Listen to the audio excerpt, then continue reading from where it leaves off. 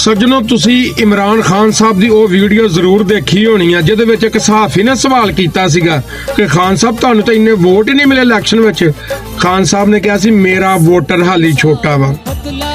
ਯਕੀਨ ਕਰਿਓ ਵੀ ਉਹ ਜਿਹੜਾ ਛੋਟਾ ਵੋਟਰ ਸੀ ਨਾ, ਅੱਜ ਮਾਸ਼ਾਅੱਲਾ ਵੱਡਾ ਵੀ ਹੋ ਚੁੱਕਾ ਔਰ ਉਹਨਾਂ ਦੀਆਂ ਸ਼ਾਦੀਆਂ ਵੀ ਹੋ ਚੁੱਕੀਆਂ, ਗਾਂ ਉਹਨਾਂ ਦੇ ਬੱਚੇ ਜਿਹੜੇ ਆ ਉਹ ਵੀ ਪੈਦਾ ਹੋ ਚੁੱਕੇ ਨੇ।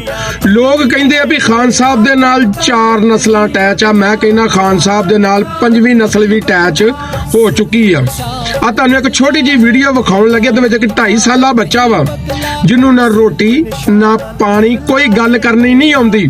ਉਹਨੂੰ ਸਭ ਤੋਂ ਪਹਿਲੀ ਗੱਲ ਇਹ ਆਉਂਦੀ ਆ ਵੀ ਲਾ ਇਲਾਹਾ ਇल्लल्लाह ਹੋ। ਉਸ ਤੋਂ ਬਾਅਦ ਸਿਰਫ ਔਰ ਸਿਰਫ ਖਾਨ ਸਾਹਿਬ ਦੇ ਉਹ ਨਾਰੇ ਲਾਉਂਦਾ ਵਾ। ਇਹ ਦੇਖਣਾ ਜ਼ਰਾ।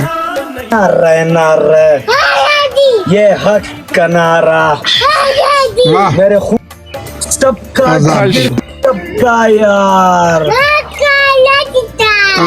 शहजादा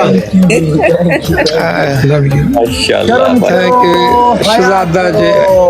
ਕਾਸ਼ ਸਰਕਾਰ ਇਹ ਚੀਜ਼ਾਂ ਕੁਝ ਹੋਰ ਲੋਕਾਂ ਨੂੰ ਵੀ ਜਿਹੜੀਆਂ ਨਜ਼ਰ ਆ ਜਾਣ ਕਿ ਇਮਰਾਨ ਖਾਨ ਸਾਹਿਬ ਦੇ ਨਾਲ ਬਜ਼ੁਰਗ 40-50 ਸਾਲਾ ਯੰਗ ਮੈਨ ਹੱਤਾ ਕਿ 2.5 ਸਾਲਾ ਬੱਚਾ ਵੀ ਖਾਨ ਸਾਹਿਬ ਦੇ ਨਾਰੇ ਲਾਉਂਦਾ ਵਾ। ਬਾਕੀ ਲਵ ਯੂ ਹੋ ਗਿਆ ਜਨਾਬ।